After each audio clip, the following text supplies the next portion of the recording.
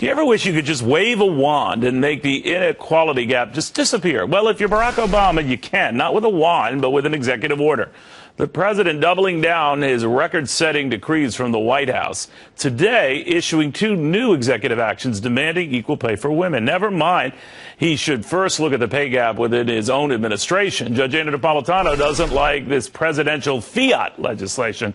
It's a big theme of his. Now, the administration comes back, Judge, and says we're well behind the pace of our predecessors, so what are you kvetching about?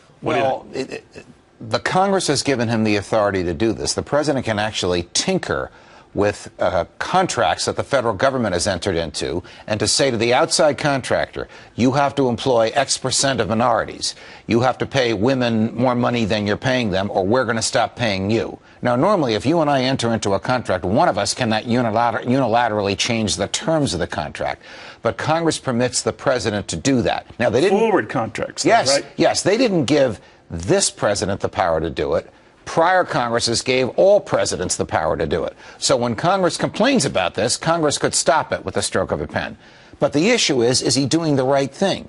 Is he making an economic judgment, but is he making a social judgment couched as an economic judgment?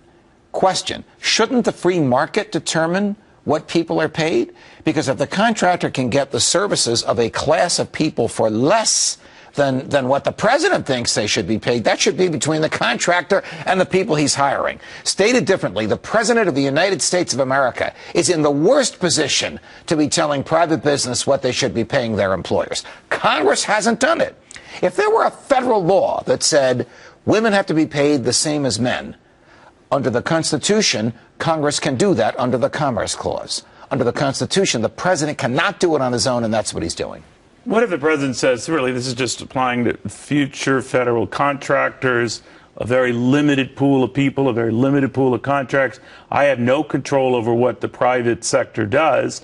I can maybe jawbone them, a la Teddy Roosevelt, to change things, but it's not going to happen. I'm just laying out the powers I believe I have with the federal workforce. Answer is it's for the Congress to do. And the Senate this week is considering legislation that would mandate equal pay for men and for women. I don't think that legislation will pass, but it would be the prerogative of the Congress. Why? Because the Constitution.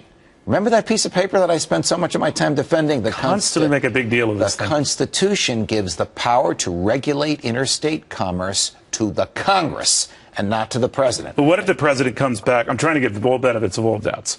It says, I shouldn't have to say that women and men are paid equally, but apparently in this environment where that gap is growing, I guess I should. You say what? Mr. President, why don't you do it in your own house? Why is it that women in the White House are paid 88 cents on the dollar for every dollar that men are paid for comparable work? There, he can control all pay with a stroke of a pen.